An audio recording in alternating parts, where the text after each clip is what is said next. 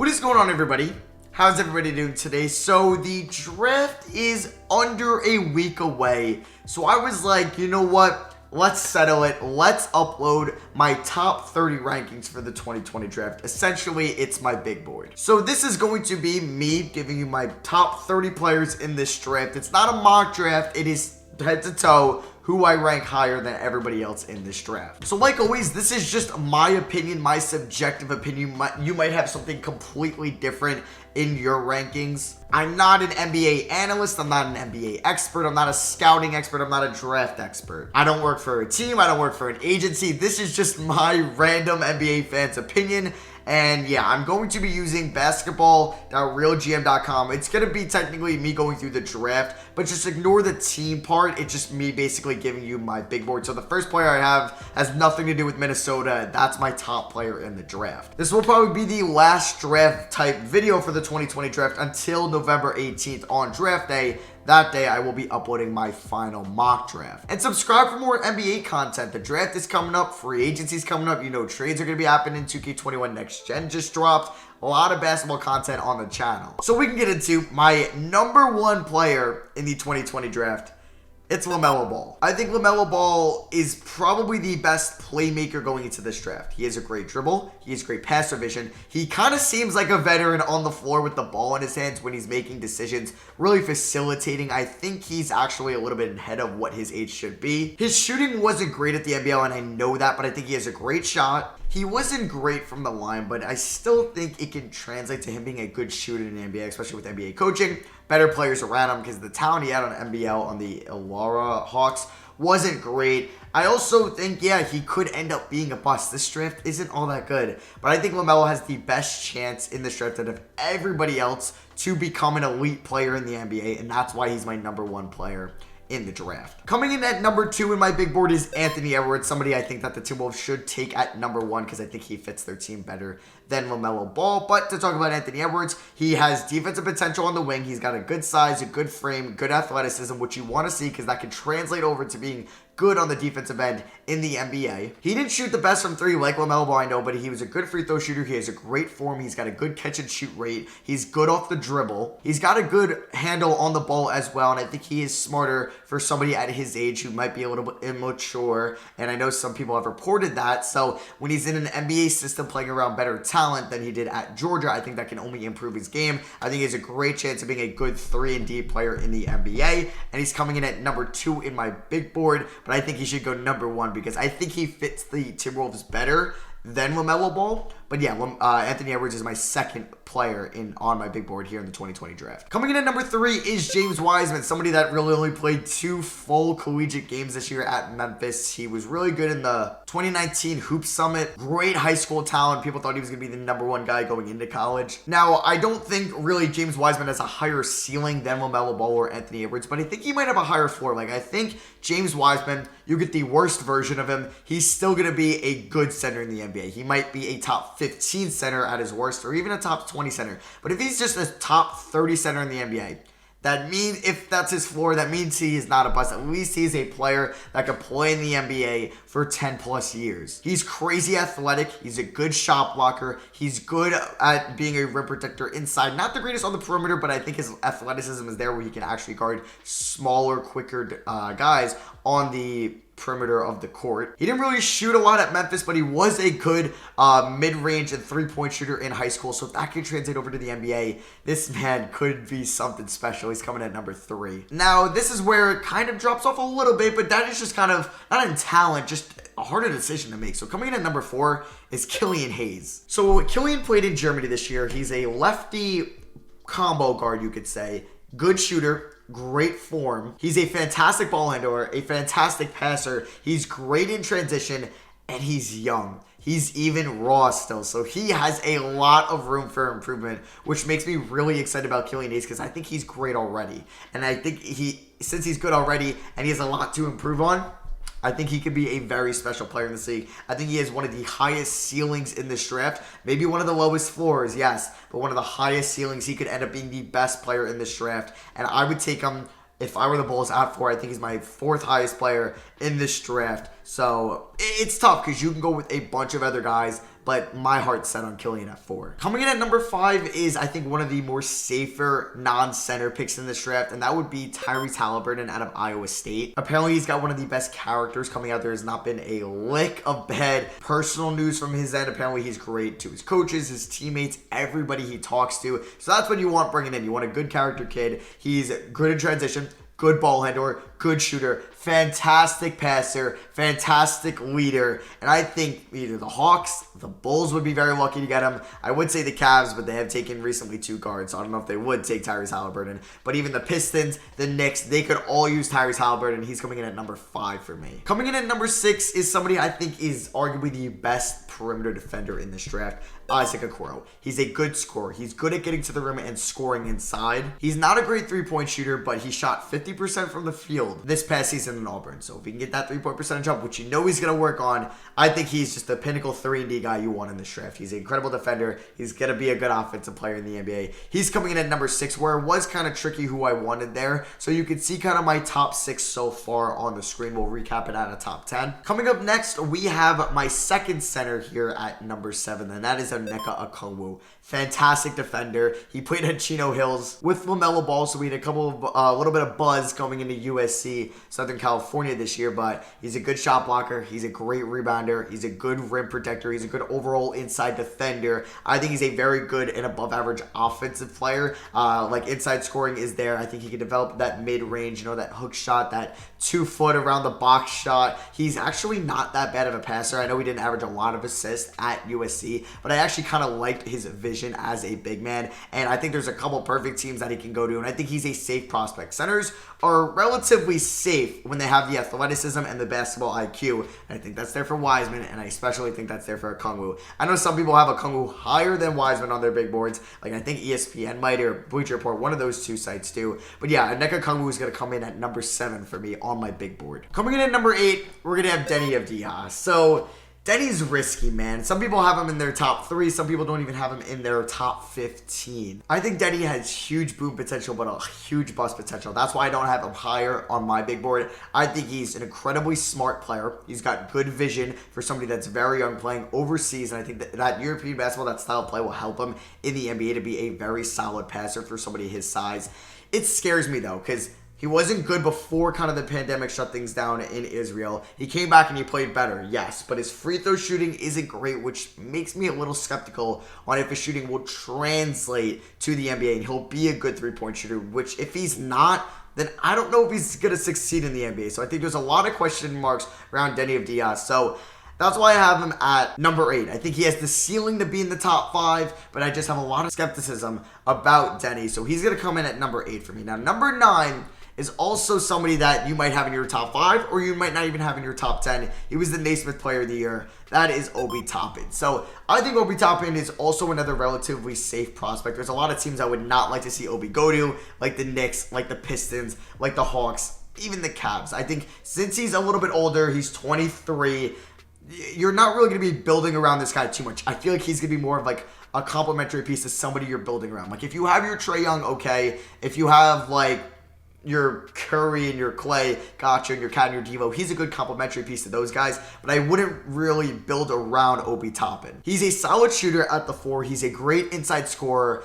He's just a little slow, and on the defensive end, he wasn't great this year at Dayton. That's what scares me, but he was an incredible offensive talent. He was actually a pretty good passer as well. Good inside scorer. I think he will be able to knock down a 3 in the NBA, which is going to be huge for somebody his size. If he can improve his defense, then I'm going to happily say I was wrong about him, and I should have had him in my top 5. But I don't know if his defense will get better in the NBA when players are faster and stronger, so he's going to come in at number 9 for me. And coming in at number 10, it's Cole Anthony. So you might not even have him in your top 20. I've seen him go in mock drafts on a Bleacher Report mock draft to like the Heat at 21. So, I mean, at 20 where the Heat are, even like to the Sixers at 21. I think it depends a lot where Cole Anthony ends up. If he ends up in a good team, even the Knicks, you know what? There's just some teams I wouldn't like to see Cole Anthony on, but I think like the Knicks are one of them. Wouldn't mind to see the Pistons. But at UNC, He was a good shooter. He was a good, solid three-point shooter. Not great, but solid. But he was a great free throw shooter. So I think he will be a good shooter in the NBA. He's a great ball handler. He did turn it over high, but he had a huge usage rate at UNC this year. The team around him wasn't very good. If you watched any UNC basketball this year, it really consisted of him trying to make something work, his team doing nothing off the ball, and him forcing to just try to do something every possession. The team wasn't very good. He had so much weight on his shoulders. He would have had to carry them almost every offensive possession throughout the season, and he still had pretty good stats on a bad UNC team. I think if you take the load off him, have a good coach, he does need to improve his defense, yes, and his shot selection, I do agree.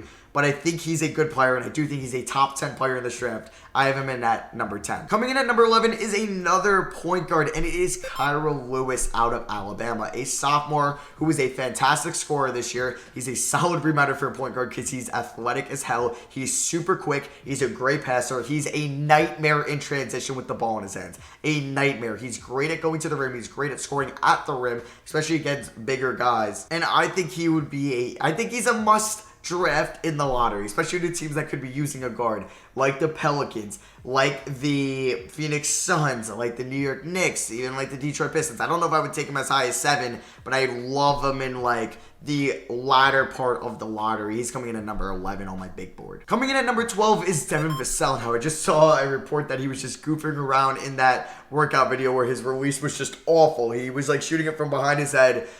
So I'm going to believe him on that. But I don't think Vassell has a super high ceiling. I could really not see him ever scoring more than like 18 points in the NBA. But he's going to play defense. He's going to have great shot selection. He's going to be kind of that stipulation player you need, kind of like an OG Anunoby. He can knock down the three. He's not going to demand the ball in his hands. He's good off the dribble. He's good in the spot-up range. He was at Florida State. He's a good rebounder. He's athletic, and he's just a good guy. And somebody apparently coaches love to have on their team. And I think that's huge. And I think a lot of teams could use him in the lottery, so I do expect him to go in the lottery. And I think he is a top 15 player in this draft. He's coming in at number 12 on my board. And coming in at number 13 is another Florida State player. It is Patrick Williams, who can make Isaac Okoro a run for his money on the best perimeter defender in this draft. His defense is his main selling point. He's a good inside scorer. He's solid. He's a good shooter as well. But I think his defense is absolutely the main selling point. He has elite defensive potential. I'm not saying like Kawhi good coming out of college. Or maybe it is similar to Kawhi coming out of college. I might make that comp. I might. Him coming into San Diego State. Obviously, nobody thought Kawhi was going to be a Defensive Player of the Year guy. And I don't think Patrick Williams will end up being one. But I think he reminds me a little bit on the defensive end than of Kawhi Leonard coming out of San Diego State in 2011. I like Patrick Williams' defense that much. I think, like Devin Vassell, he's a situational guy. I don't think you really build around him, but he's a great player to put around somebody else you're building around. Like maybe he's good to be around RJ Barrett, or he's good to be around De'Aaron Fox or Zion and Brandon Ingram. Somebody like that. He's coming in at number 13. And my last player, pretty much, I guess, in my lottery, in my big board, is Aaron Nesmet out of Vanderbilt, who could be the best shooting wing in this draft. And that's why I'd love to see a team that needs shooting grab him. Like if he's there to Portland at 16, would love that. Orlando at 15, I mean, that's pretty cool as well. So I like Aaron Nesmet. I think he's a great shooter. I really like his form. He was phenomenal at Vanderbilt before he got hurt. He's a solid rebounder. He's good off the dribble, good spot-up guy, good pull-up guy as well. Man, with good NBA coaching, he could be a very deadly shooter in the NBA. I don't know if his defense is going to be all that good in the NBA. It really depends who's around him and obviously who his coach is. I think that's huge for all these players because they are going to be in better situations than other players as well. Because you don't know. Maybe if Tyler Hero was on the Knicks and RJ Barrett was on the Heat, they could be different players. I'm just saying that's just an example, a weird random example that I thought of. Or you can look at in the NFL like Deshaun Watson and Patrick Mahomes. You swap their teams. I don't know. I'm just saying it all matters the fit they get drafted to.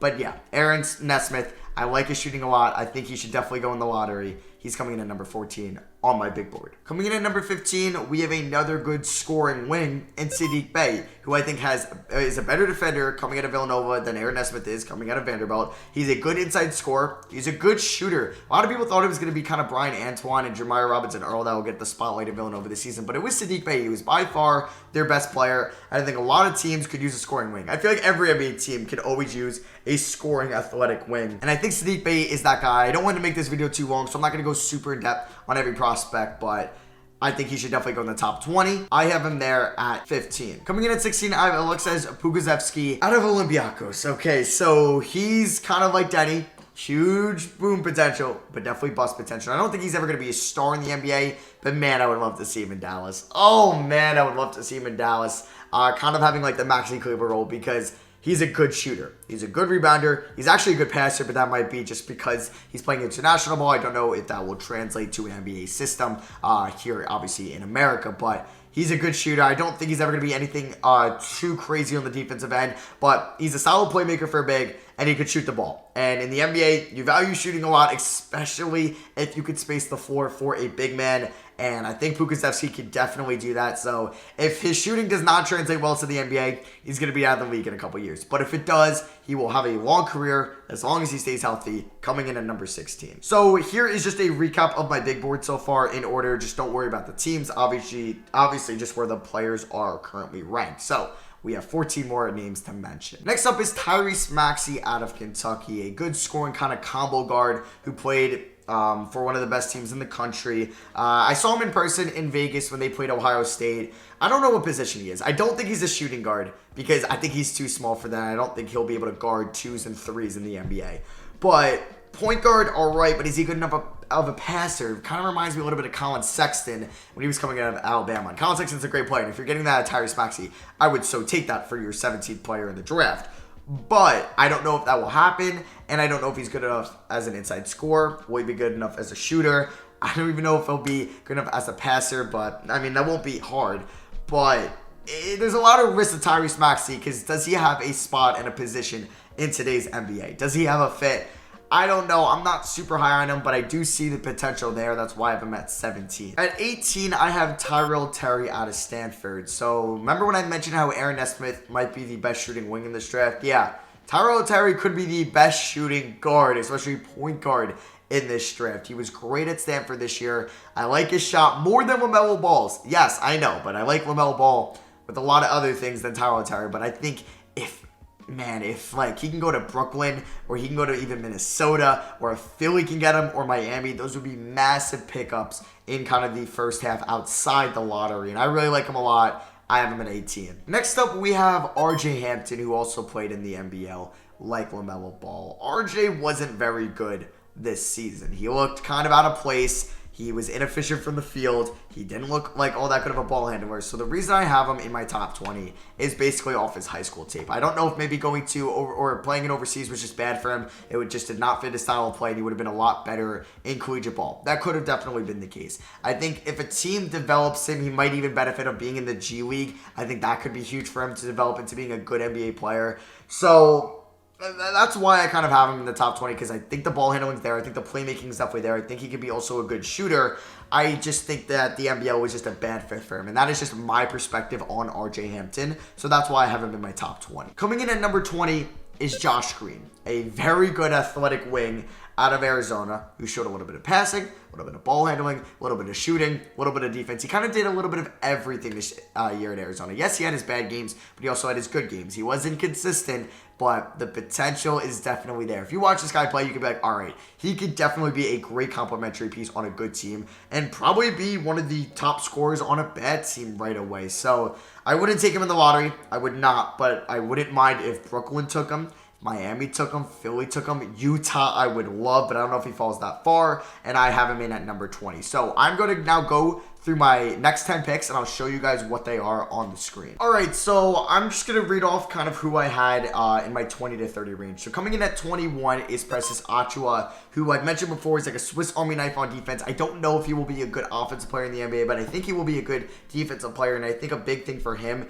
is where he gets drafted to. I would really like to see him get drafted to a good team with a good coaching staff rather than kind of a bad team that doesn't really know how to utilize him. Next up, we have Desmond Bain, who I think it's rising on a lot of people's draft boards. I've been hearing a lot about him lately. He's a really good shooter out of TCU, and if you're getting somebody that can knock down threes consistently in the 20s, that is huge. Some people are kind of comparing him to Tower Hero from Kentucky, who was obviously a top 5 rookie last year that went at, pick 13, 12 or 13 from what I remember, and I think he would be huge at 22. No, he could go higher, he can go lower. This isn't a mock draft. I keep trying to get out of that mindset, but he's coming in at 22 on my draft board. Remember when I mentioned boomer bust before? Yeah, that is Jaden McDaniels. He's a huge risk prospect. He could be a bust and out of the league in a couple years, because that's if he doesn't get his handle right, he doesn't become a good shooter, and he becomes a lackadaisical defender. But if it's the complete opposite of those three, he kind of solidifies his handle, he becomes a good shooter, a good inside scorer, a solid defender, then he will have a spot in the NBA.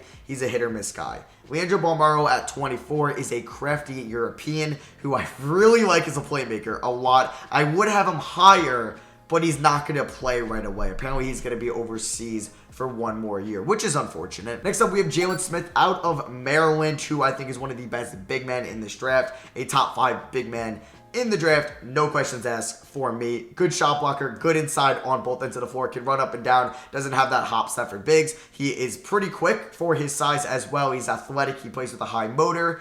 Like him in the top 25. Next up, we have Malachi Flynn, who is the second to last point guard on the board. As you can see, I don't have Nico Mannion. So I like him over Nico Mannion and Theo Maledon. I think he's more NBA ready than Theo Maledon. I think he will have a better career than Nico Mannion. Next up, we have Paul Reed out of DePaul, who's just a bruiser. Good big man. He can rebound. He can block shots. He can just get in there, do your dirty work. And I think every team can love that late in the first round, early in the second. So I have him at 27. Kind of similar vibe for Daniel Oturu out of Minnesota that I just mentioned for Paul Reed.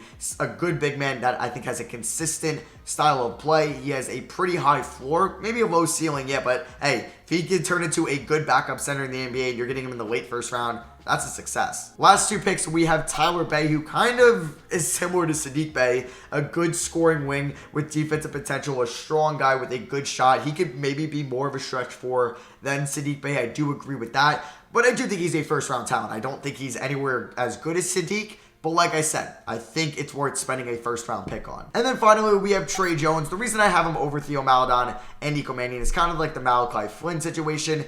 He's more NBA ready than Maledon. I think he has a safer floor. Maybe Nico has a higher ceiling than Trey Jones, but I think Trey Jones is just going to be a safe point guard pick who could be a good court general in the NBA, not make a lot of mistakes, make the right plays, know what to do on the floor, has a high basketball IQ, is a good leader, and that's why I have him with a first-round grade. So yeah, I actually do have more first-round grades. Like I would think about taking Nico Mannion in the first round, or Theo Maledon, or Isaiah Joe, or John Mius Ramsey. I just only had 30 spots to mention. Those guys would be on the cusp. Even Vernon Carey, Isaiah Stewart, and Zeke Naji as well. But yeah, that is going to be for me. Drop a like if you enjoyed my big board. These are my final rankings. So hey, in a couple years, we can come back, watch this video, and just laugh of how dumb I am, or hey, maybe I'll get credit for being right on some of these guys. But yeah, thank you all for watching. Drop a like if you guys do enjoy the draft content. Just a little bit of a break from the next gen stuff that obviously next gen dropped on Tuesday. So we'll get right back into that on Saturday and Sunday. My next draft video will be on the 18th. It will be my final mock draft. I'll see you guys then. Peace, y'all.